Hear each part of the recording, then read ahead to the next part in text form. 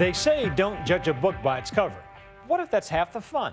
At this book convention, fans may come for the authors, but they stay for the cover models.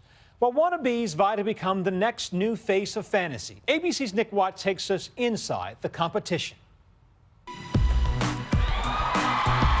tank top bites the dust. The crowd goes wild. Shredded. There goes another. And a shirtless man is on the judges' table. Frenzy in the house.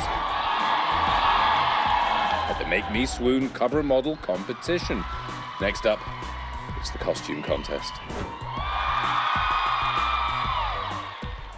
Oopsie. A friend of mine, he was like, "You'd be great for this." And I was like, "No, I wouldn't." She's like, "Yes, you would." And then next thing you know, here I am. No one actually knows I'm out here. My parents, friends, family. I wish I could say that was the first time I ever took my shirt off in a room full of people, but it's not.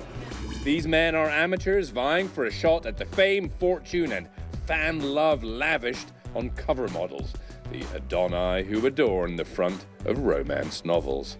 A profession made famous by Fabio back in the 90s. I had this hair long before anybody even knew who Fabio was. One model admitted he is an exotic dancer on the side. And what about models hooking up with fans? Yes, I will say yes, and don't ask me for names. I mean, there's attractive men, there are attractive women. You put some alcohol in there, or just, boy meets girl. You have the start of a romance novel right there. Hi. This is the Romantic Times Book Lovers Convention in Las Vegas. They come to meet their favorite authors. Very excited about being here. To celebrate $1 billion industry, 22% of all adult fiction print sales. Isn't it just the same story over and over again? Well, every story from the dawning of time, like of mythology, is an altered story of the same exact thing. They're all retold through different eyes, and it's seeing the same story through different eyes that makes it worth reading. They wallow in the genres, the subgenres. I write new adult, gothic, paranormal romance. Wow, okay. They listen to steamy prose read aloud. Delvin's lips lifted at the corners. He pressed closer. Tylon tried to break free, but only succeeded in creating the most shivering friction down below. Delvin, don't make this so difficult for me. I came for the cover models. Penny, I heard you tell the cowboy that he smelt nice. He did, he does. Is that appropriate? Well, probably not, but sometimes I just say what's on my mind, honey. I don't know what to... And let's be honest. I did cute for you. Awesome, thank you. So did a lot of these women. I can't help but feeling that if the genders were switched, someone would be like, misogyny. I would enjoy it to an extent. I mostly enjoy the costuming, though, because it's so accurate. Look at it. He's a Knights Templar. I'm nerding out. Okay. My brain is having more fun than the rest of me. Taking a brief poolside break is Scott Nova, an IT consultant and part-time firefighter with over 200 covers to his name. In there, Scott, yeah, you are a massive deal. I like to think so. But you get recognized here. Yeah. I mean, people know who you are. Yes.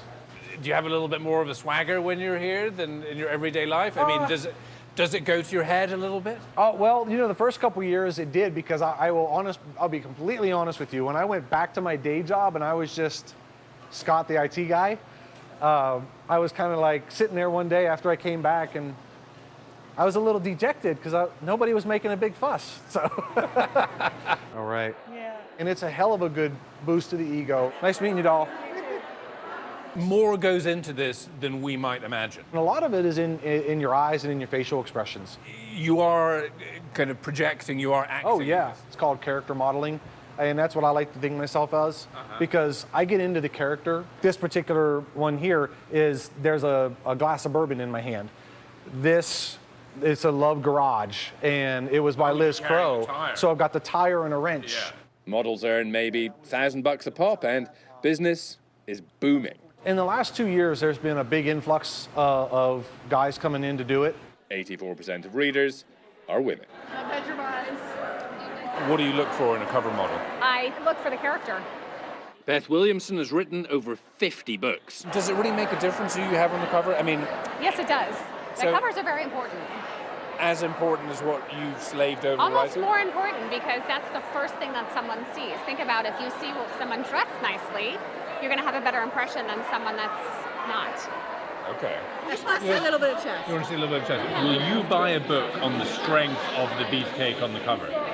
Probably. Yeah. Probably, yeah. If the book ain't no good, you can always put it on the shelf and look at it, honey. Yeah. That's a good point. That's a good point. Meanwhile, back at the contest, we discover Jesse the Gladiator's Achilles heel.